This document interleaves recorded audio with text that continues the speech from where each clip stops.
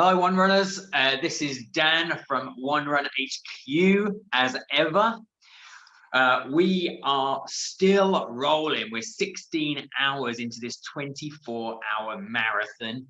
We have got countries that are running right now. We've got Aruba, we've got Bermuda. They're just rhyming. That's entertaining me right now after 14 hours, 16 hours. St. Vincent and the Grenadines, one of our last countries that came on board, and Grenada. It's still rocking. We're still getting inundated with hundreds and hundreds of photos and videos of you mega awesome people who are running right now. We're loving it. It's keeping us empowered, energized, and rocking and rolling. And whilst those guys are running right now, we have got the privilege of speaking to Robb from No Bully, the senior program manager. Robb, thank you so much for coming on this and talking to us. Thank you for having me. What an exciting day. It is a very exciting day. You know, I think you can hear it in my voice. We're starting to lose the plot just a little bit. But we just put on, No Bully Wolves support you guys, don't they, No Bully? And we've got them on the homepage of our website right now, onerun.global. Click on their video. It's a special performance just for No Bully and One Run. And us guys here, there's three of us in this little room. We put that on and we were dancing around, taking energy from all that music. It's so nice to listen to, and it really, really gives you a good vibe. So advise everyone to go there, listen to the Wolves play, because they are incredible. But Robb, back to you. Tell us your story. What led you to No Bully? What was it that appealed? Absolutely, be happy to. So, I think everyone kind of knows, a little bit about bullying and what happens with that. I think a lot of us actually have, unfortunately, stories to share with that. I do from my childhood, and I'm also a parent now, and I look at my kids and I think about the stories and the adversities that they're faced with. When I was in middle school, my family moved from a large city to a very small city, and I was bullied because I was that new kid on the block. I was, it was hard to kind of break into that small group in a small town of kids that knew each other from growing up. And it wasn't necessarily that I looked different or I talked different. It's just that I was new, and it was really kind of hard to break that in. By the end of high school, I made a lot of friends, and I think that really was a lot to come over. But those were hard times too. You definitely kind of feel those and always remember those feelings more than anything. The times that you were excluded from, going to the movies or being invited to a party or anything like that. That's all still considered bullying, even though it may not seem that, it may seem harmless at the time. It truly is in that sense.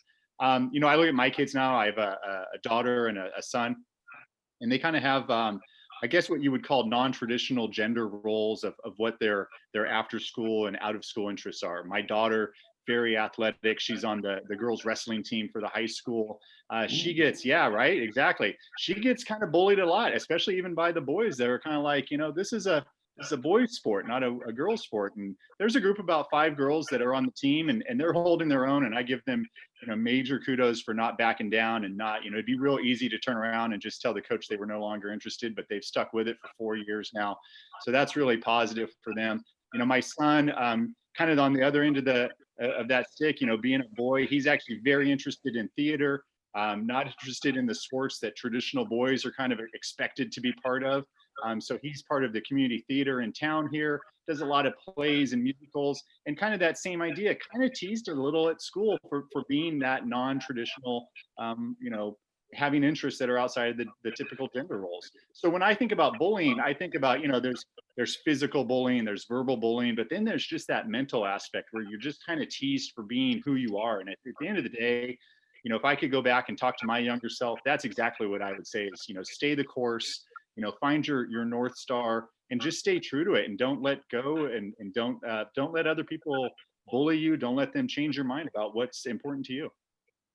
Yeah. Wow. Yeah. Super. I love the fact you'd go back and tell yourself that in the past, because when I think I was about 7, and I was always a little bit different and a little bit hyperactive and dyslexic, and a few little things going on, and I'd come back a little bit upset from school, and my dad said exactly those words. He said, "Don't worry about what anyone else is doing, just be that best version of yourself." And I Mhm. think, I suspect you are saying that to your Absolutely. kids in these non-gender specific roles that they're playing. I mean, girls in wrestling, how cool is that?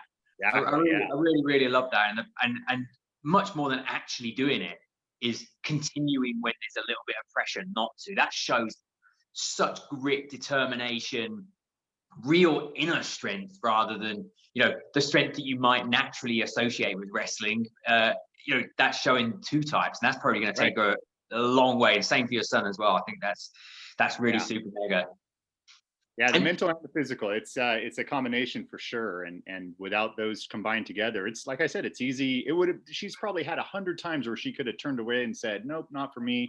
Same with my son. I don't want to try out for auditions, but they stuck with it, and just continuing to be perseverant despite what other people think. And that's really hard in those times in teenage years where, you know, friendships are really important. How other people view you is very important. So it only takes one person to kind of ruin it and spoil it for that whole time. yeah, I mean, we've heard some amazing stories from some of the guys that are part of the US lacrosse team. Greg the Beast, for one of them, he was telling us about his own bullying stories. You're like looking at that guy, it's like, whoa, that's not something you would naturally imagine. And this just shows you that nearly everyone goes through some experience of that elk, and you come out of it probably stronger for it. But at the same time, at the time where it's actually happening, it potentially isn't it doesn't feel like you're going to come out of it stronger. But I think that's something to know, that those comments, if you can just stay true to yourself, you're going to come out of this a better human being. That's right. Absolutely. And I'm also amazed. I mean, back when I was a kid, we didn't have social media. So the fact that cyberbullying is now part of our vocabulary, and it's just as big of a problem as anything else now when it comes to bullying, that's a whole nother layer. It's a whole nother level that they have to deal with.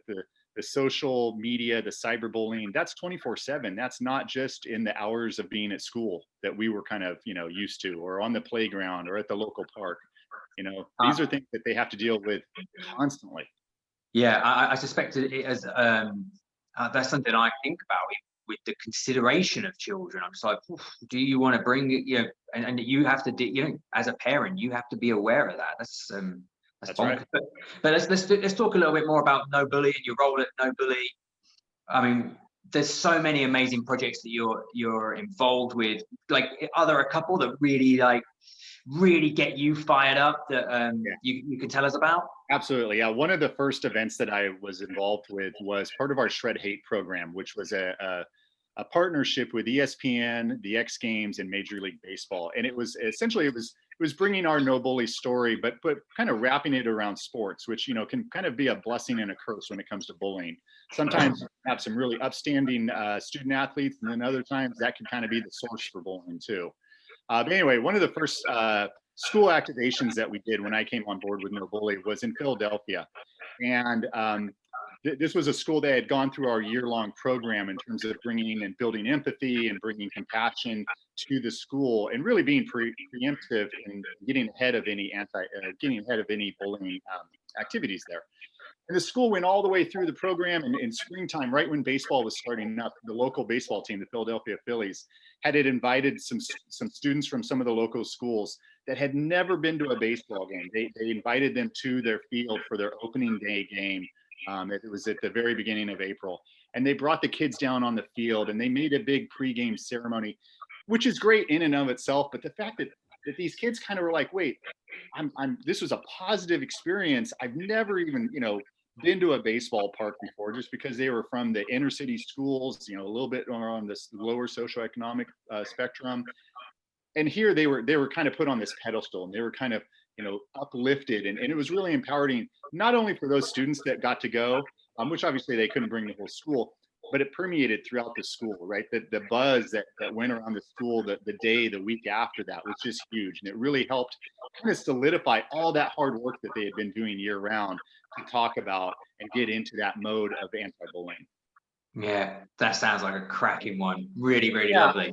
the players, hats off to the players. The Philadelphia Phillies, they had a lot of stars that came out on the field. They were shaking hands, asking questions, or answering questions, doing autographs. It was actually a game that was being televised on ESPN as well. And so the broadcast crew that included Alex Rodriguez came down and he was mingling in with the kids. So it was a really special moment. And that really helped me set the bar because it showed me how, one, how important the message is, but two, also how supported it is too. Yeah, I mean, because this is, I love it when things like this happen. And, you know, the players didn't have to be down there on the pitch and doing things like this, but, you know, just the fact that you brought the kids there, and it just brings this positivity out in everyone around. It brings some kick up. People love kids. They have such great energy, don't they? So, like, people want to gravitate towards them. The players come down there, the film crews are down there, and all that sort of stuff. Well, Go ahead. Did one of them get to throw the first ball out? Not the first ball. They had already reserved that for someone else, but that would have been nice, right? Yeah. Yeah, I mean, we hear that in the UK. Like, we only hear that in movies and things, because that's not something here. In cricket, you don't get to throw the first ball. Right. No. So it's all ceremony and for the photo, right? Yeah. Well, what I was telling the kids as we were getting ready, as we were walking through the tunnels and got to stand in the dugout as it was our turn to get up onto the field, what I kept telling the kids, I was kind of just whispering to them because they were kind of in awe. You know, they had these players in their mind, they're larger than life. And I kept reminding them, you know, they're really no different than you. You know, if you think about the statistics, that 1 out of every 3 student was bullied in their school career, they were in that same statistic, right? So 1/3 of all the players on that field were targets of bullying as well. And so it helped kind of give that human quality to those athletes and say, yeah, you're right. They are just like us. They do have that empathy. They understand. And I think that's where I really enjoyed talking to a lot of the players myself, because they have the same stories that these kids have now. They're just in a different, you know, they're in a uniform now. It's no different. Everyone's going to grow up and become whatever they need to become. But they had the same origin and the same story in that sense too. Yeah, I love the fact, you know, there's these larger than life characters, but the fact is they're just humans. The kids are just humans, and we're all so similar. And you know, I love that about what we're doing as well, in that, you know, we've got people from every country in the world, and we're all doing exactly the same thing. It's like no one's doing it any differently. We're still putting one foot in front of the other. Left, right. So I like the idea that people are watching on and they're seeing people from different cultures taking part. And like, oh right, they're involved in exactly the same thing as I'm involved in. And it's kind of just like a bit eye-opening, isn't it? Sometimes our media can be a little bit harsh, you know, almost in a bullying way, you know, like telling tales about people, you know, but really they're just exactly the same as you and I, or, you know, whoever else it is. It's just, well, and unfortunately too, when stories of bullying get into the media, it's typically because it's gone to an extreme, right? Someone gets hospitalized in a fight, or, you know, something like that. And heck, we even see it here, at least locally. We see it at sporting events where fans from opposite teams will taunt and get physical with each other. And at the end of the day, it's really all the same story, right? It's using power to control and belittle someone else, and it's just not okay. And I think that goes into that. Adults have to think about it too. It's not just a problem in schools. We're actually emulating the behavior that we want our kids to follow as well. Yeah, and I mean it's even sillier when it comes to sport, really, isn't it? Because you like let's say soccer, football here in the UK is like, you know, these big rivalries. Like, oh, you love football and I love football, but let's fall out about it. Right. What a ridiculous thing! Aren't we supposed to be having fun, right? Yeah. We must have 1,000 things that we can talk about, but let's just get physical instead. So exactly. Crazy. And I've made a little note here about your building a culture of kindness. That's right. And I know that's what No Bully are doing, like all across the board, through schools, youth groups, any way you can get to it. But, you know, I'm thinking the people that are watching now, maybe they're adults. You know, we're fully grown, but we've still got these children inside of us. And I wanted to know, like, can you think of what little steps can kind of help induce this culture of kindness within ourselves? Do you have little tips that we could learn from?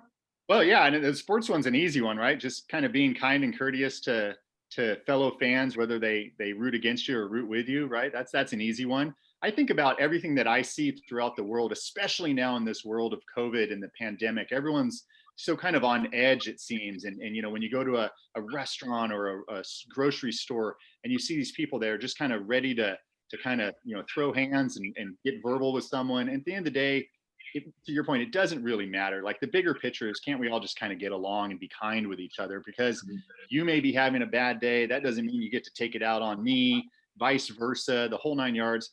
I think what's really interesting to me when I go to the schools and I see how our program's being talked about is we talk about the empathy, and we talk about the idea that you should think about, well, what's the other person going through? You don't really know. Maybe they had a bad day to begin with. So by the time you're talking to them, they've had it up to here with technology, or their car broke down, or they forgot their homework, or whatever the problem is.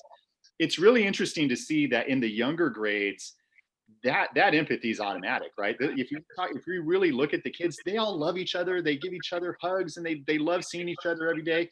And then something happens as we get older into the middle school and the high school. Everyone kind of gets a little edgier. Everyone's a little bit more protective. I think there's a little bit of insecurity there, so you don't want to expose yourself, and in that sense. So, but we got to go back to those roots. When I look at and I think about my kids, when I would take them to kindergarten, there's just nothing but love in that room, right? Everyone just loves each other and they have a great time. Yeah, there's a couple, hits and taps there for a little, hey, they stole my crayon or whatever. That's just nonsense. That's noise. We can get beyond that. It's funny to think about how we evolve into something that gets to be so mean and hateful. And I think it's very easy to go back to it. We always talk about upstanders in schools. And if you see someone getting bullied, there's a big difference between what we call an upstander, who will stand up for the person that's getting bullied, maybe even stand up to the bully themselves and say, stop. But then we also have this defining role called a bystander. And a bystander is just that. They just stand by and they do nothing. And in my mind, that's just as bad as a bully, because they're almost allowing it to happen. They're recording it on their phone so they can post it on social media later, right? Hey, I saw this fight at school. Check this out.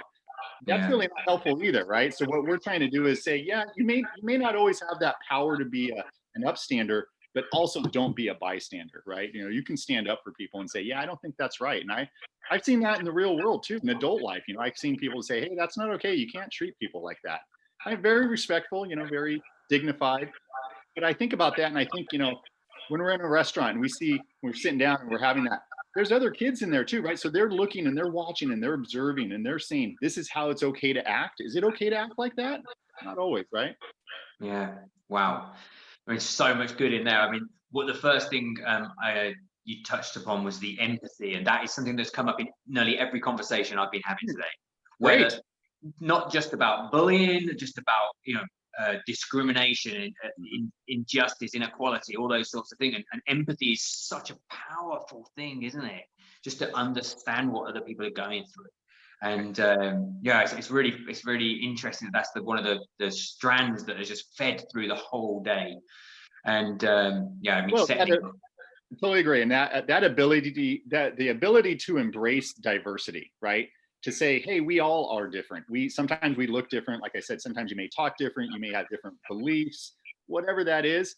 But just embracing that, saying that's kind of cool, because I gotta be honest with you, if we all did the same thing and looked the same, it'd be a really boring world, wouldn't it? Right? Wouldn't it just? I mean, we're all ability for inclusion, to say, hey, you are different, and I want to learn from you. I want to be near you because I want to learn how we're different, and what do you believe, and let me tell you what I believe, and respectfully have those conversations.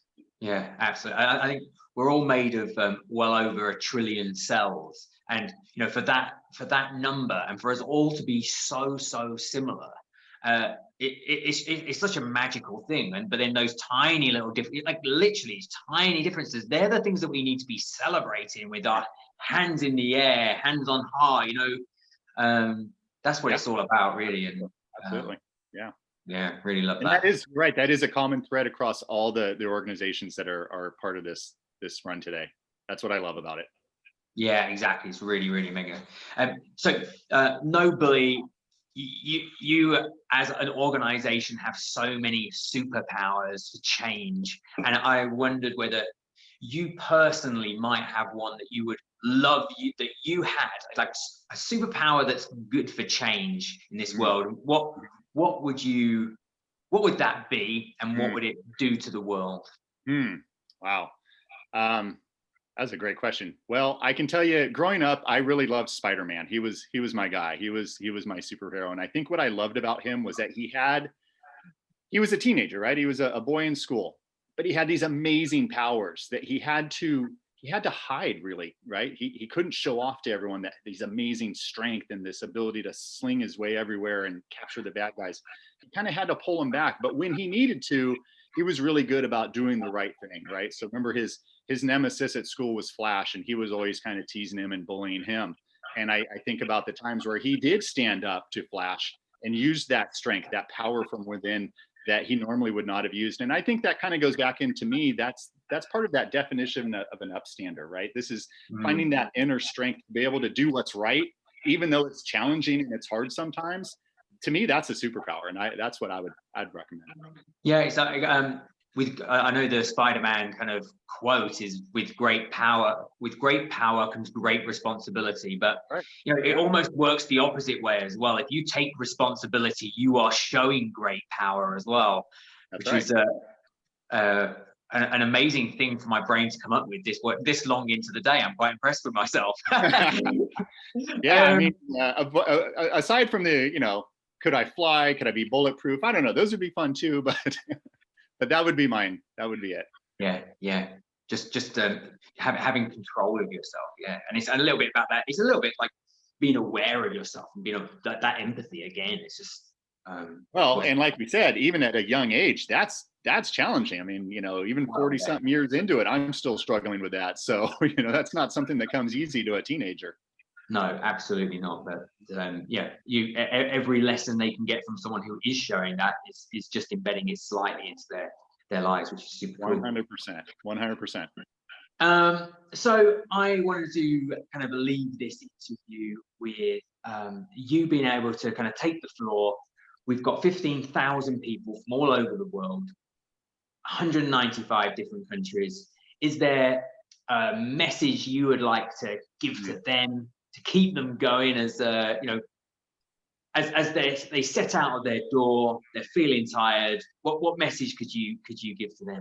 Yeah, I draw a lot of parallels between the work that we do at No Bully, and I think about the other nonprofits that are sharing this today, and I think about running, and I've trained for running for half marathons and such, and I was talking to some friends about today, leading up to it, and we kind of were chatting about this whole idea of just keep moving, right? So some days you may feel like you're using a spoon as a shovel, and then other days you've got a big tractor as a shovel, but you just keep doing it. And the same with running. There were days when I was training where I didn't want to run, but I just got to run in just to kind of keep the momentum there. And the same thing happens when we talk about organizations like No Bully.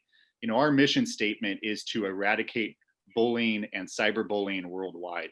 Our vision is that there'll be a day someday where we're not needed, right? Wouldn't that be great that an organization like us is no longer needed because it's all solved. No one ever bullies. That's what we're striving for. And we know it doesn't happen overnight. We know it's a long race, right? It's a marathon, literally. But you just got to keep going at it. You can't give up. It's that perseverance. It's that persistence. It's that fortitude to keep wanting a better place. And that's what I would say to the runners is just keep going. Whether you've been running all day or this is just part of your hour, make it count. And that's the best thing we can ask for. What fantastic words. I love that.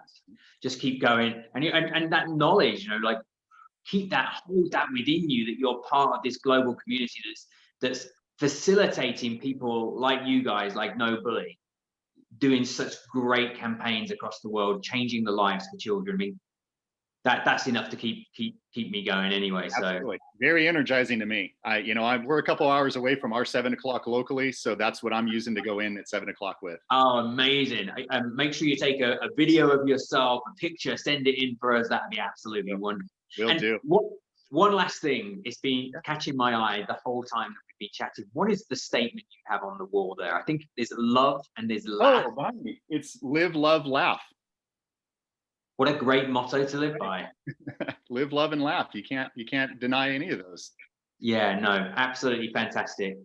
Rob, it's been a pleasure chatting to you. Thank you for your kind words. And much more than that, No Bully have been absolutely exceptional during this whole thing from start to finish. The first conversation myself and Jamie having with the organization and until now, you have supported us and we're really hoping we can give something back to you and keep this relationship going, because it really has been fantastic for us guys to deal with people who are so kind, so giving, and so thoughtful. It really is.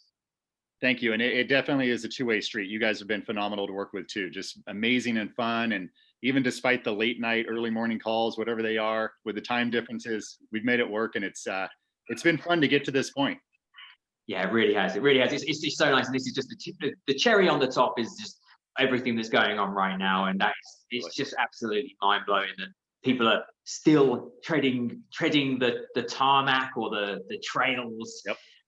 They've been doing it for 16 hours now, well, 16 and a half nearly, and it's going to carry on. But it's like those echoes of the first ones in Kiribati are now reaching you guys over in the States. Yeah. Poetic. Right. Exciting. Absolutely. Yeah. Great. Brilliant, Rob. Thank you so much. much. Pleasure, my man. All right. Take care. Take care. Bye-bye.